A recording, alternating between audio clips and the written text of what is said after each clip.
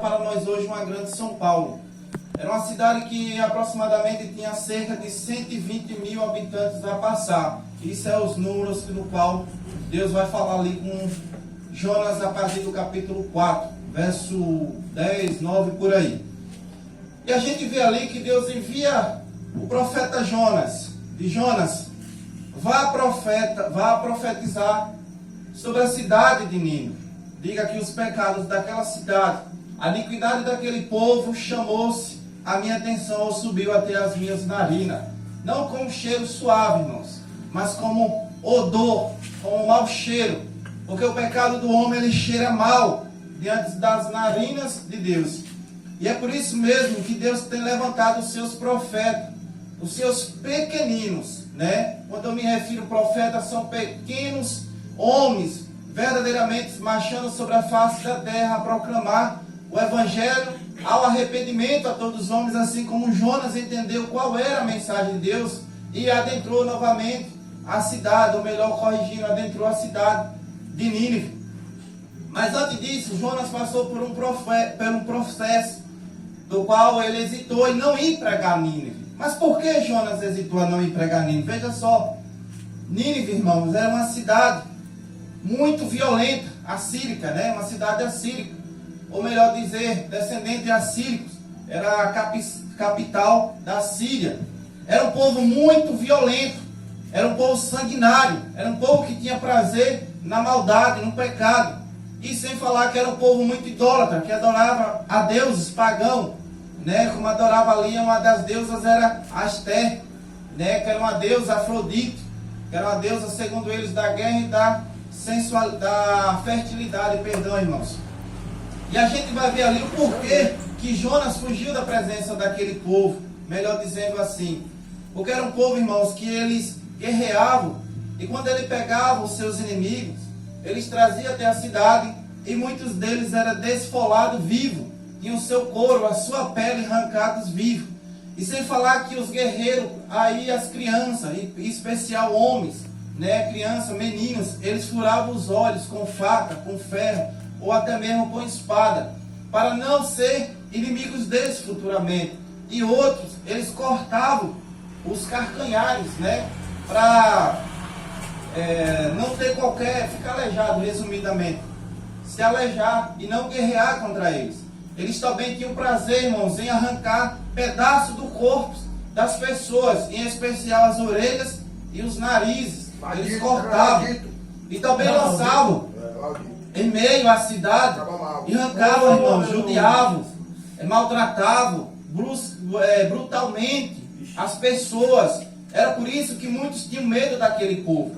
Se a gente for dar uma das, vamos dizer assim, um dos povos mais violentos daquela época, eram os assírios, eram os ninivitas. Era este povo do qual Deus manda Jonas ir até lá pregar contra ele. Pregue contra ele. Pregue o evangelho de arrependimento. Pregue que haverá juízo sobre ele dentro de 40 dias. Sobre eles, melhor dizendo. Irmãos, esta mesma mensagem a gente traz para os dias atuais. Que haverá juízo sobre a face da terra. E o juízo de Deus, ele já foi determinado.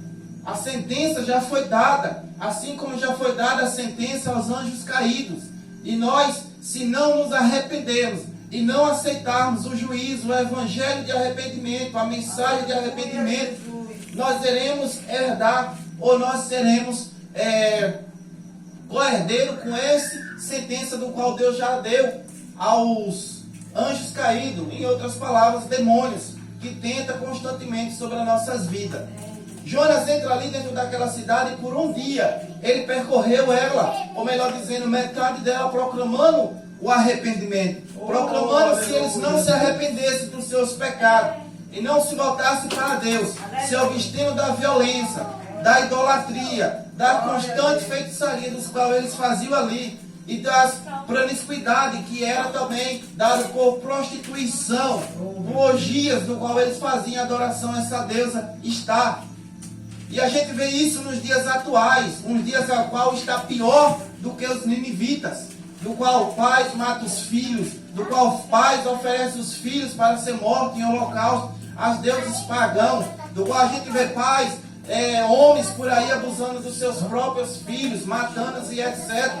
Do qual a gente vê uma violência constante sobre a face da terra, do qual hoje é mais prazeroso filmar do que ajudar o próximo, do qual a gente vê ali o estado do que está acontecendo do Rio Grande do Sul, e as pessoas, em vez de ajudar, estão saqueando as casas, estão matando algumas pessoas e omitindo a verdade, principalmente pelos nossos governantes.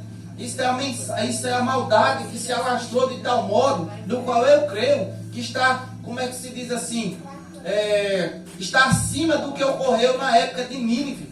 É uma geração má, uma geração perversa, do qual o juízo de Deus está sobre a face da terra. Irmãos, quando a gente volta um pouco ao contexto, vamos voltar aqui para o capítulo 1, do qual vai falar do que ocorreu com Jonas. Quando Jonas hesitou em não ir pregar aos ninivitas, indo uma direção oposta, indo para uma direção de Tarso, uma cidade de Tarso, era oposta à cidade de Nínive.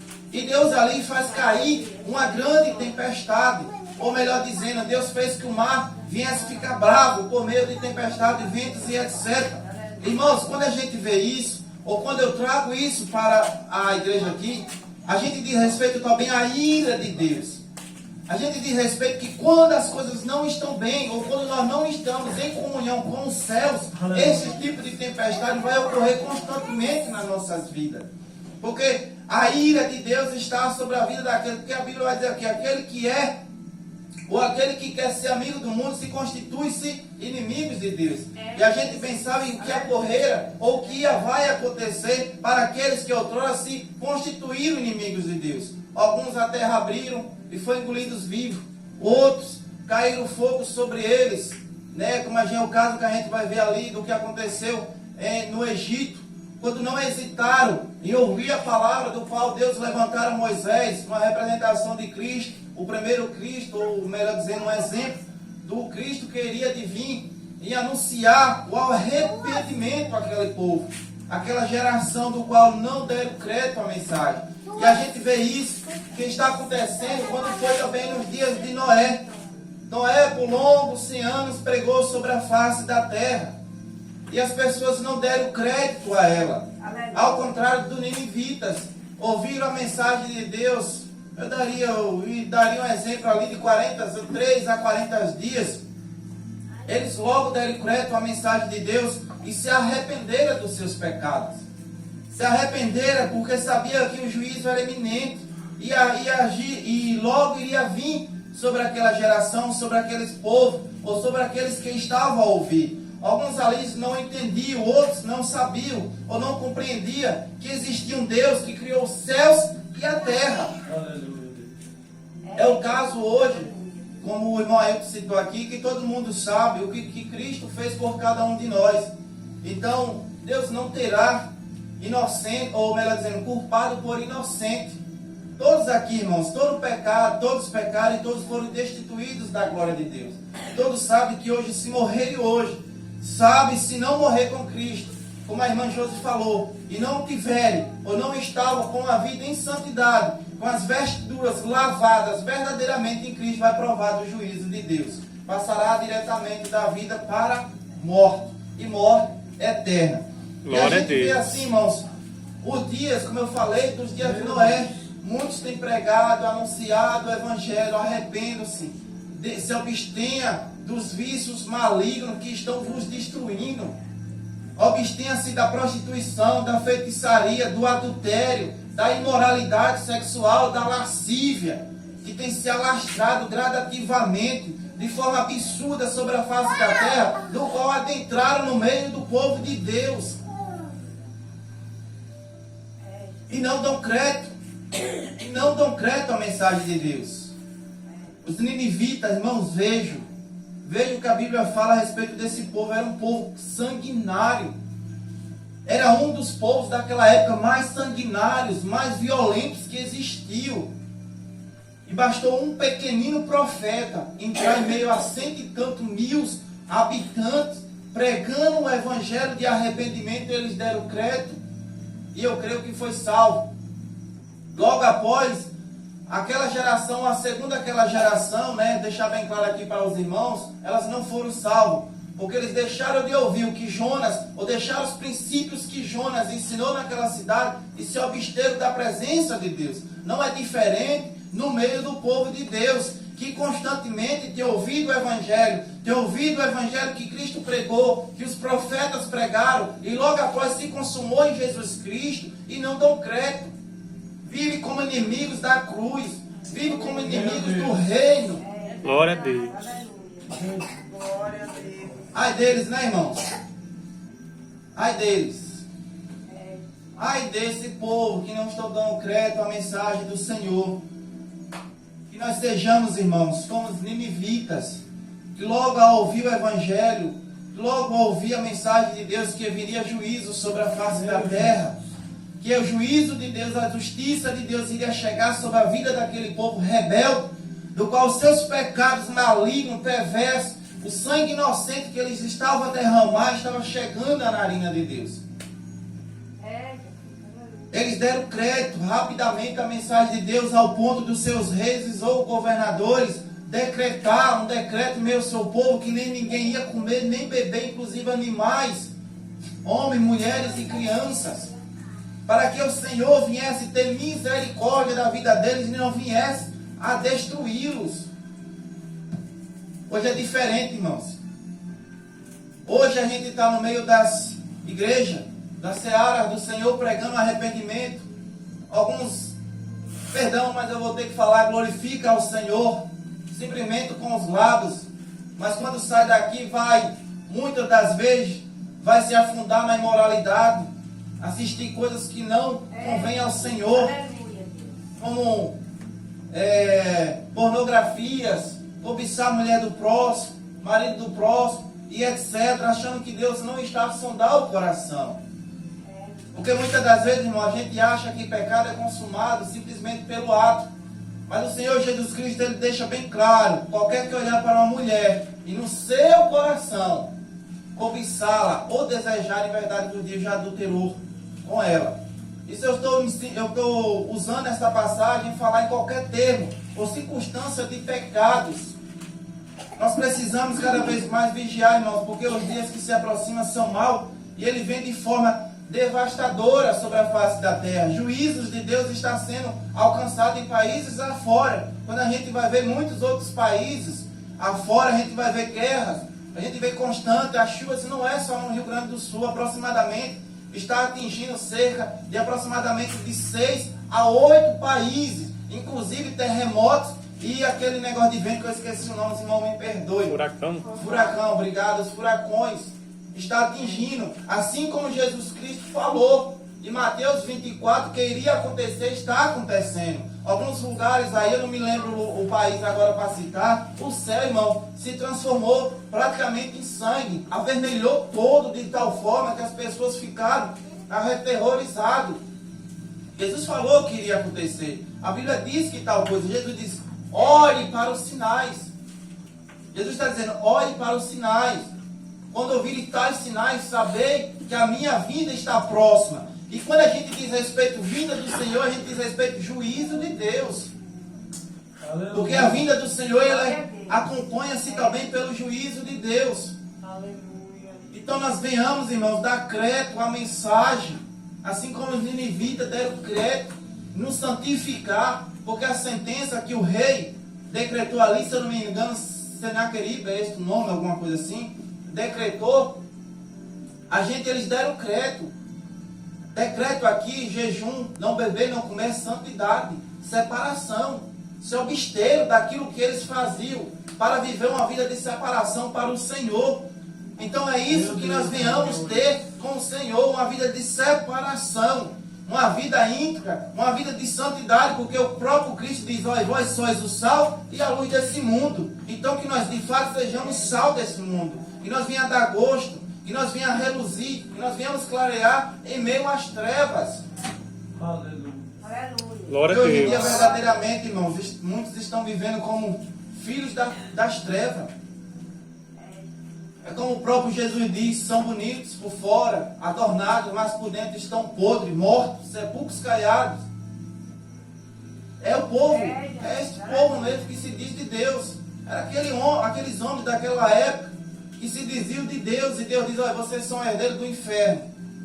Vocês só são santos na presença do homem, mas o Deus que está sondando o coração diz que vocês estão mortos. São sepulcros caiados. Aleluia. Amém. Irmãos, me permita-me dizer, ultimamente tem surgido muito uma guerra, é guerra mesmo, né? Umas afrontas em meio às religiões eu quero me dizer cristãs, aqueles que proclamam a Cristo.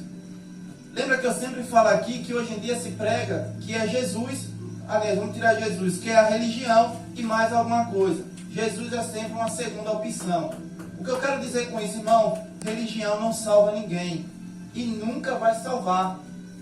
Ela nunca vai salvar. O que salva é você se converter, aceitar o que Cristo fez com você na cruz, negar a si mesmo, tomar a sua cruz e seguir a Jesus.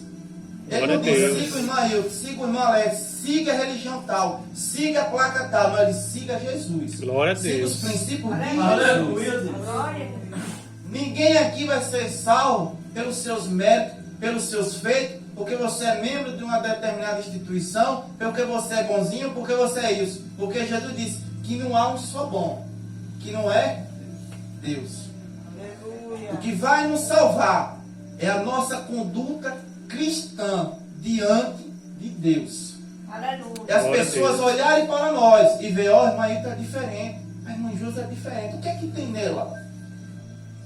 Ver a presença de Deus, irmãos. Deus, quando estava numa conversa com Moisés, esses mergulhou um dois aqui.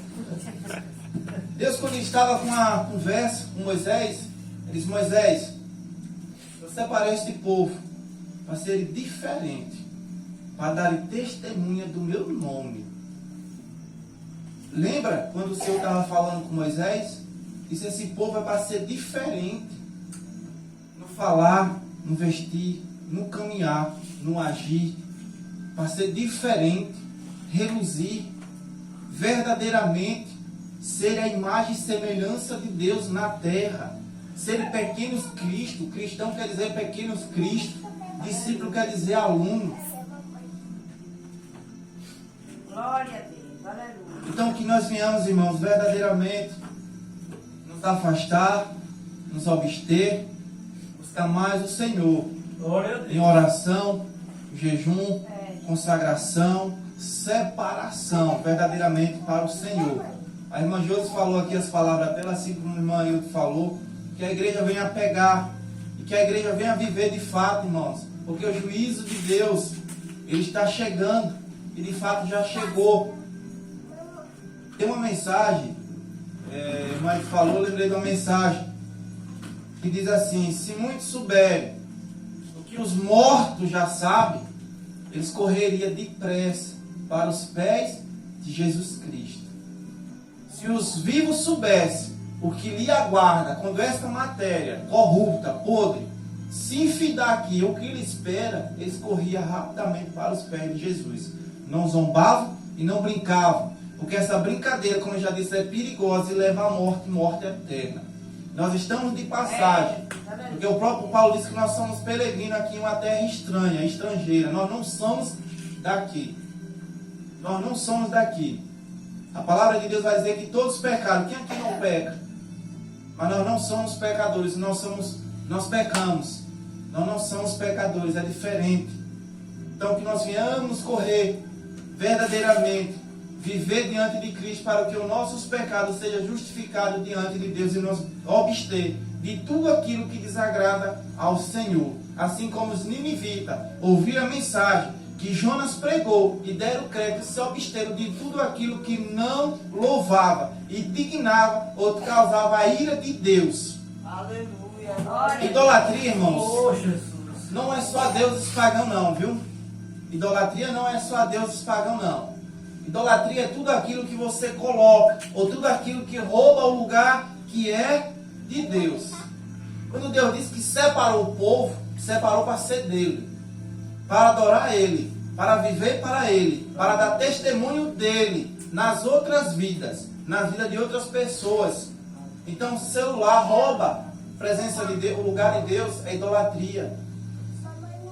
O seu trabalho hoje, ele toma o lugar de Deus, é idolatria. Você tem um ídolo, um cantor, adoro muito um cantor tal, idolatria.